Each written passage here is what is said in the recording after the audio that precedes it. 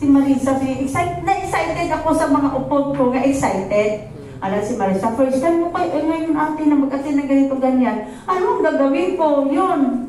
So, pero wala si Marisa. Next time siguro, maging kaupod na natin siya.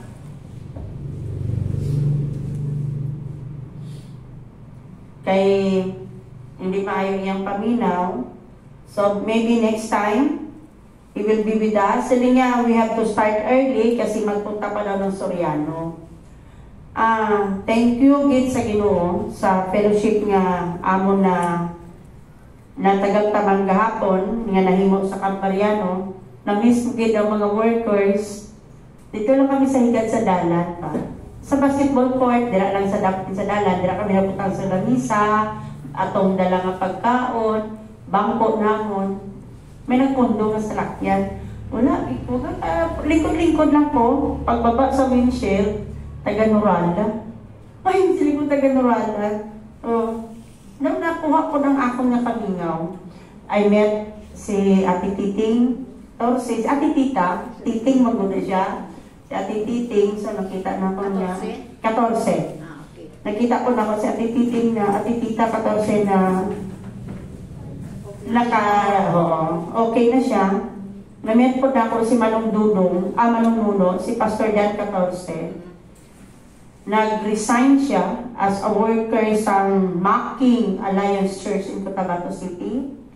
He's been there for more than 30 years. Pero nag-resign siya kasi nag-shrink ang kidney niya. Pag-shrink, nag-go through siya sa dialysis. Pero ang grasya sa Ginoo, God is our healer. Na-reset ang iyang ang word na gingamit ni Manong gahapon sa pag-istorya na mo, na-reset ang iyang kidney, nag-back to normal ang krea, nag-stop siya sa dialysis. 10 months siya nga nag-go through sa dialysis. Ang iyang diri niya, kasi permanent na yung pistula. Diba? Pistula ang tawag doon, yung papasukan siya ng machine. Yung pistula niya dito, permanent na. Sabi niya sa akin niya, kahit kung mag-go through ako sa another operation, I have to spend 100,000. Sabi niya, 100,000, wala pa ako nag-work, gina-invite na kong na speaker. So, grasya sa Ginoo na ma-provide ang among needs. So, sabi ko, no? Sabi ko na, hindi man bala siya maka-apekto sa imo. Sabi niya, oo. So, may mga, may mga old workers sa kama ko na nakita ko. And then, nagpasalamat ako kay they are still in the ministry. But Mrs. Malasate is a cancer patient. Ginaplihan na to. Pero, ano siya ba, lagsik lang gihapon siya. Naka-receive sila sa award for more than 30 years in Norala Alliance Church. At 29, kasi ikasal ako 1994. Pagkasal sa ako 1994, last nga kasal ni Pastor Manait sa kuha sa church. Then sila na. So, 29 years. Nagpasalamat din ako sa Ginoo sa iyang gugma, sa iyang grasya, sa pag-provide niya sa mga kinanglanon. God will open the way. Na kung saliin ang tao na wala ng isang paglaon. Pero God will open the way and He will meet the needs in a very special way. Before mag-start kita mag-apo, Lord, we thank you for this time wherein we can study your word, O God. I pray, Lord, that you would bless your servant, you would bless your word, and bless your people, O God. Continue, dear Lord, to be with us. In Christ's name, Amen. Dali lang. Anets, paano galing ni ma-reset niya? Dugay mo siya magbalik. Ha? Dugay mo siya nga, dali mo naman siya magbalik. Balik sa, ano ganito? Sa settings? Wala ba ako kabalo? Na. hindi sa settings ba? Di ba, ano siya, no? Dali man siya ma-off. So, may arat nga 15 seconds something. Kabalo ka, Syra? Ako wala. Dali, tuloy ko. Okay. Mango kita kung sining cellphone nga din. Oo. Nakalagay siya yung display sa Ano na ang settings? Display sa screen. Oo. Araw ng 30 minutes na amo na. Saan yan? Para hindi ko siya nagdali galing ma-off, mag-itong, also display. Ay, kita ng mga, hindi kita Generation Z. Generation A, kita. Layo, kita sa katotohanan. Thank you, Syra. Let us open our Bibles to the book of James chapter 5. Basahan ako, no? You too, be patient and stand firm because the Lord's coming is near. Last Friday, na-discuss namin yung Lord's coming sa among James chapter 5, verse 8. Sa amon nga small group, in the book of Revelation chapter 20, mga idea, na-share ko ang pre-trib, mid-trib, kag post-trib. Kung pre-trib, ma-rapture ang tao before the tribulation. Pero karon nag-undergo na kita sa ginatawag na tribulation, inang mga famine, inang gapinatsanay. That is tribulation. Nagaputok ang mga bulkan. That is tribulation. Mid-trib, during the tribulation, ma-rapture ang mga tao. Post-trib, mahumanta ang tribulation bago ma-rapture ang mga tao. Why Adam, Elijah, Daniel, and a lot of biblical persons was declared as a man of God. Na naman mahambal naton sila, the man of God. Ano ang basihan? Nga naman declare sila, the man of God. Nga naman nakasurvive sila sa mga hardships na ilang giatubang sa ilang kinabuhi. As a leader, what kind of difficulties ang ilang na-encounter? Be stand firm and be patient as a leader. This afternoon, we will study some biblical truths na nagahambal siya kung paano mag-stand firm kag paano nga magiging patient ang isa ka tao as set forth in the book of James chapter 5 verse 8. Stand firm and be patient. This is applied to us as a leader of our family. While nagalingkod ako dire, talagsa na lang ko nag-online. The reason why talagsa ko nag-online sa Facebook, siguro nakita nyo, for more than 2 weeks, nagkaroon sang away ang ako nga principal, kagang ako nga teacher. Sa pag-away nila, enrollment tayo. Pero pag-away nila, damo tayo. Kaya galing makakomment ka sa post sa isa, or makalike ka. Di ba meron na mga like, na mga emoji nga, care, kanang love, mga anak, makalike ka. Halimbawa, nalagot si Anita sa kay Atinits, nag-post si Atinits, ako nag-like lang ko dito, si Anita malagot sa kuha. Huwag nga nagot. Pagtay, nang nag-away ang akong nga principal, group of teachers, wala, dito sa group chat, that's why gina-explain ko nga wala ako nag-online. Dito sa group chat, may nag-post, nag-comment ng mga teachers. Ako, wala ako nag-comment. Kaya tapat mag-comment. Ang problema sa ako, halimbawa, may post ka sa group chat natin, inagsigi ko gud ka ana-ana, tapos mapindot na ako to mga emoji dito nga like, mga anak, mga angry. Kaya dili na ako makontrol, ako pa bright ba dito sa face sa social media, mga anak, pero hindi mo ka-bright anak. Pero hindi mo ka-bright anak, that's why si Syra, ako pa dito, ang bright ko anak. So, parang sa anak-anak nimo, unaware ka nga na akay napindot. Wala, tawagan pa sa principal. One time, nag-away doon sa group chat sa National Learning Camp. Nagtawag ba na si Sir Parnaso sa kuha? Nga nag-inform sa kuha nga ang si Uncle daw, nag-nebulize. Nag-aana sa nebulizer, nagalingkod sa Katri. Wala kasi sandinganan, na anak manang tigulang. Na-fractured ang diris tigulang. So, nag-inform siya sa kuan mo, no? Si tatay, amo ni natubo. Ay, sige lang mo ang kuan. Nakashare man ako siya na kay Mr. Farnaso. Siyempre, regional director. Pag-share na ako kay Mr. Farnaso, the advice was, ayaw kag-online, ayaw kag-open sa group chat. Para ma-prevent nga hindi ka magkamali. Sinang imo nga kamot nga gaana-ana. That's why I am very much obedient. Wala ko mag-online talagsa. Kag kung mag-online ako, ang gina-open ko lang kay Pro magsaysayalan, search, ng mga hindi related sa school. That's why, basta natingala ka, maula ko mag-online, talagsa. Because of that, pero kung maghawak principal na mo, ma-online ako. Mag-online. Iwasan ko nga magka-inventro kami. Leader sa pamilya. Kabalo ko, as we lead our family, hindi gidin mo ko pagsugidan nga wala ka mo sang may na-encounter na problema.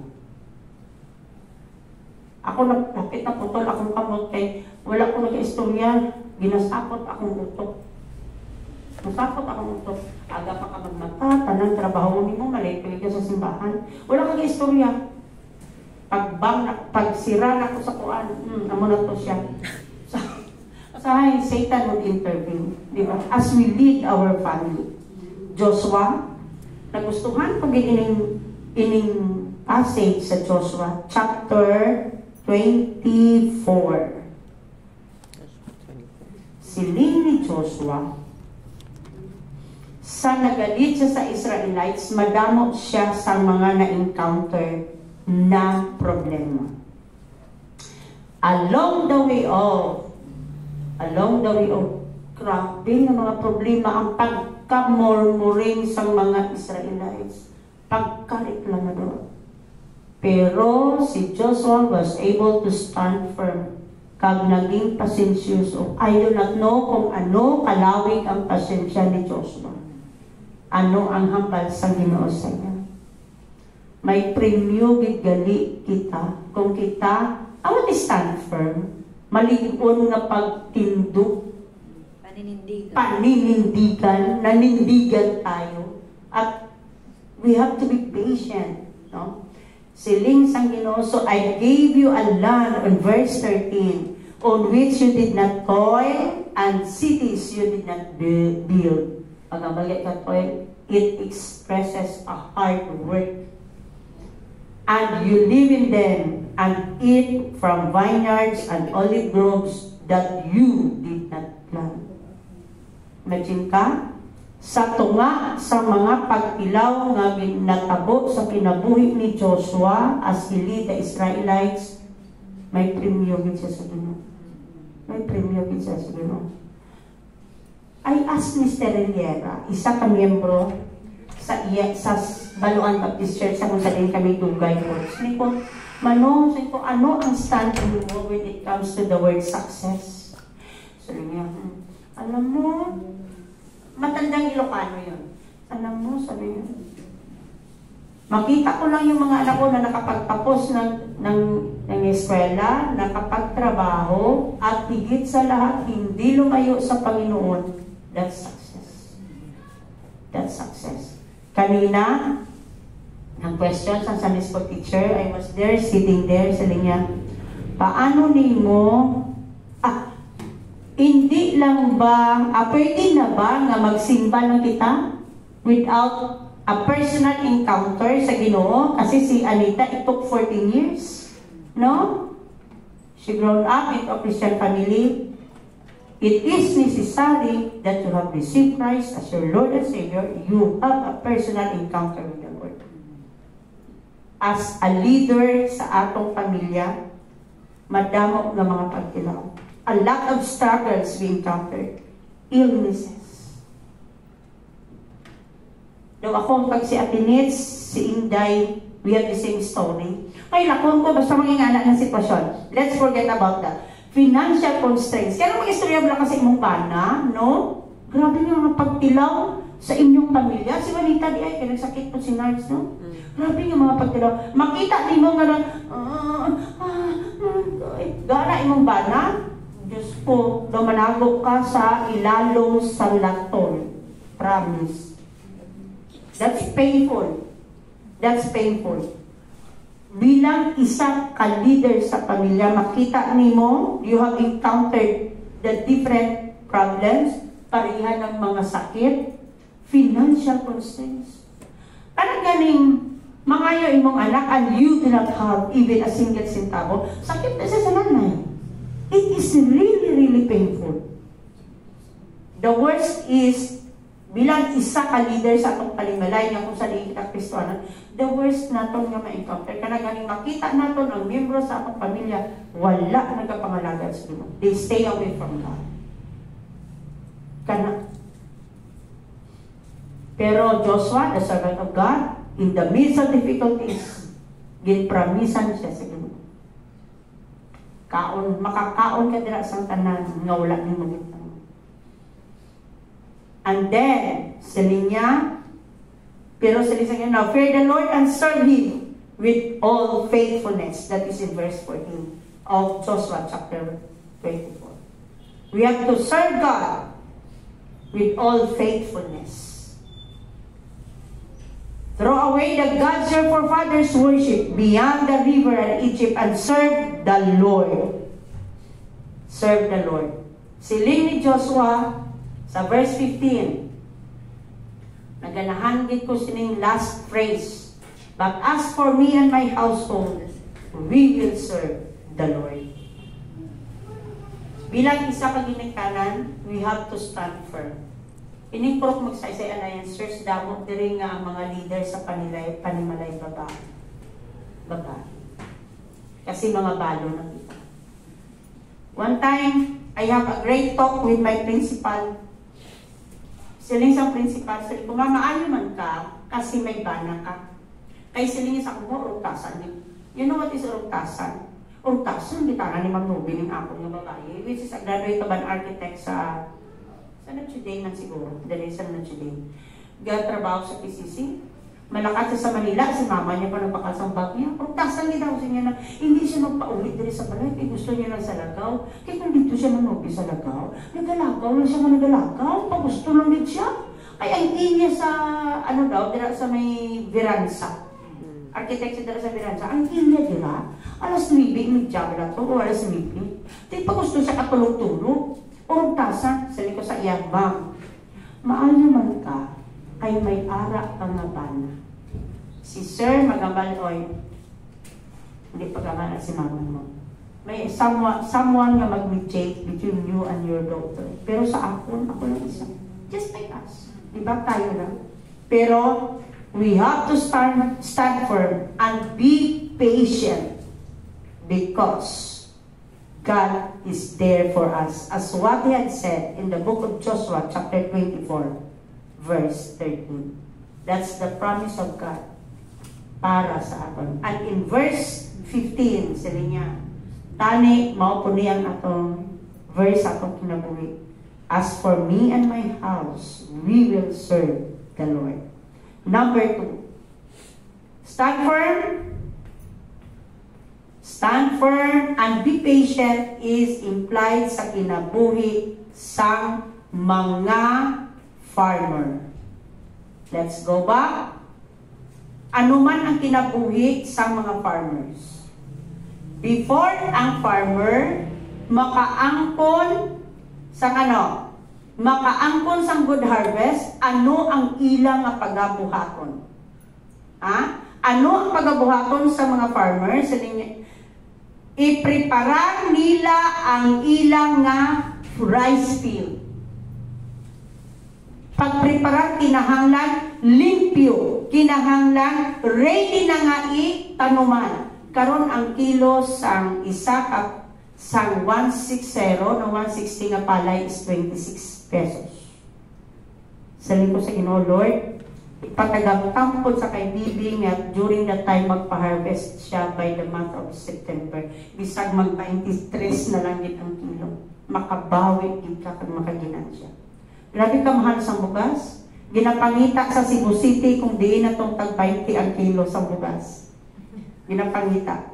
Ang farmer, kinahanglan niya mag-araro, malimpyo, kag kung ano man niya, kinahanglan ara, siya mag-supervise bago dawaton sa mga negosyante ang imo nga 160 nga humay at the price of 26 per kilo, kinahanglan wala siya sang sabag.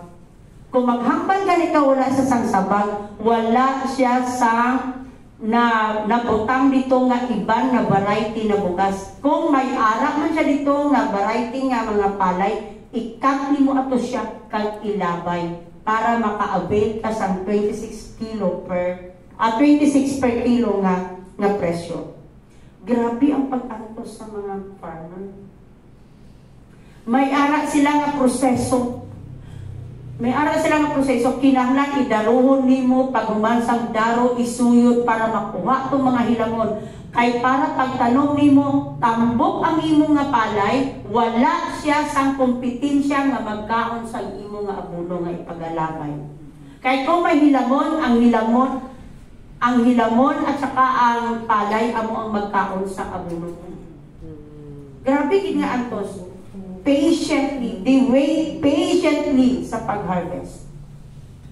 Sa kinabuhi, kag inarish nila ang ilang nga pananim, pinaagi sa pag-abono, sa pag-spray. Sa kinabuhi sa mga Kristohanon, paano naton inarish ang aton nga spiritual life? Kung ang farmer pinaagi sa abono, pinaagi sa spray, paano ko naton inarish? Para hindi po kita mag-malnourished. Reading the Word of God. Reading the Word of God. Sa Joshua, sabi niya na, I meditate it day and night.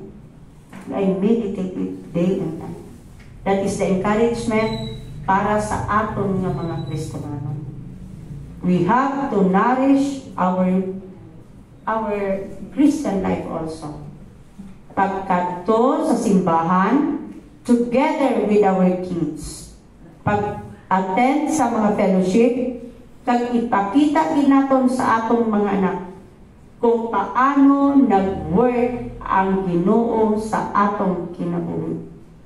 Pero may question ako. May isa ka pamilya nga nabal-an ako sa Norala. Karon wala na gid nako nakita bisan ang ilang apo nga nagasimba.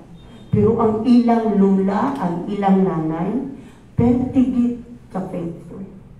Saling ko, sang namatay ang ilang lula, sang namatay ang ilang nanay, wala na gid nako nakitaan bisan ang isa nila ka apo.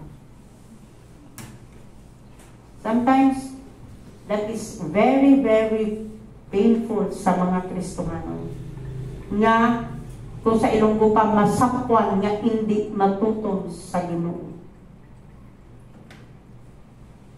Friends, beloved brethren, we have to stand firm and be patient. As we wait, number 3, the Lord's coming.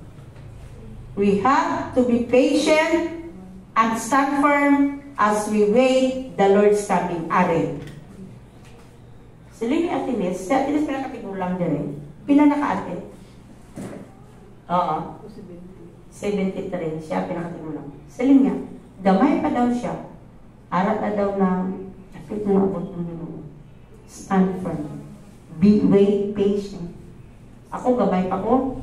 Ang amon sa unang nga Sunday school, simbahan ang mga dako, may amon kami dito, may kwarto-kwarto. Amon na siya, beginners, nursery, nakasimban si Pastora Cheryl dito sa amon, di ba? Beginners, nursery, tapos ng, ano magkalito sa primary, tapos intermediate, maragala ay junior pa, junior anak. Halin pa ko to sa beginners, naabot ako din sa nursery, naabot ako din sa primary, sa junior, sa intermediate, nagyang people na ako, nag-remain na ako. Di, wala pa nag-abot ang Ginoo. Wait patiently. Abi na ito, no? Madamo nag-declare that their religion is declaring the true salvation. Sabi niya, sulod ka dali sa amon nga iglesia, sa amon nga simbahan, and then you will be saved. Wala man sang simbahan nga makadulas. It is our relationship with God. Diba? may nagasiling, dapat naging maabot ang Ginoo. Ibaligya property mo, ihatag mo sa akon and then. O, siya nag-enjoy. Nabasahan ko ang case ni Kibuloy. Si Kibuloy, that's the reason why the Bangko Sentral of the Philippines are encouraging each one, ibalik ang sinsilyo sa market, di ba? Ibalik ang sinsilyo. Kasi kung mag-produce ang Bangko Sentral sa sinsilyo, mahal pa ang reproduction niya compared to paper bills. Anak, na siya. Binudiga ang sinsilyo ni Kibuloy. Binudiga. Budiga siya. Hindi siya iyan ng sinakos ako. Budiga. That's why bankrupt ang atong Bangko Sentral, ang gobyerno, because of that. One of the reason, isa na siya sa rason, sa pag-produce pa lang sa sinsilyo, dako na ang magastos ang Pilipinas. Tapos, ano ang ginahimo?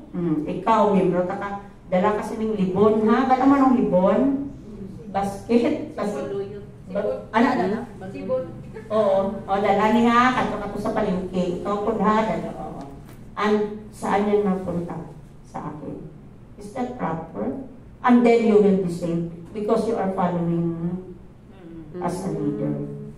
That's why sometimes sa kinabuhi natin, hindi kita magpa-deceive. What is deceive? Linlang. Hindi kita magpa-deceive, magpatuntok. Kaya nga naman, there are a lot of groups declaring that they are true when it comes in spreading good news. Sila lang ang maluwas. We are preaching nga ang Ginoo ang makaluwas sa atin. Siling ni Reverend Kahis kahapon, ano ang Reverend Kahis? Ang tanan nga tunto, welcome sa amon nga simbahan. Ginadawat sa amon nga simbahan. Ang tanan nga makasasala, ginadawat sa amon simbahan. Sa aton nga simbahan. Sa aton nga kamakop nga organisasyon. Kay nga naman, sila tanan pwede magdawat kay Kristo kag makaagom sa kinabuhi nga walay katapusan. Salvation is intended to all of us.